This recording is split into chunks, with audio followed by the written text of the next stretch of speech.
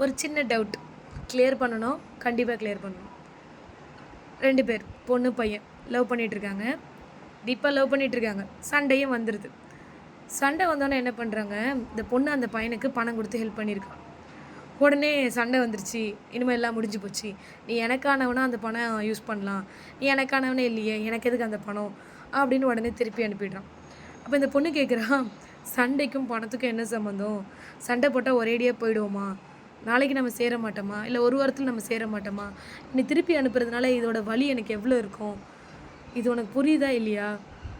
நம்ம பிரிஞ்சிருவோன்னு நினச்சிட்டு தான் அந்த பணத்தை அனுப்புறியா? ஏன் இந்த மாதிரி குழந்தைத்தனமாக பண்ணுற அப்படின்னு இந்த பொண்ணு கேட்குறா. இதில் உங்கள் கருத்து என்ன?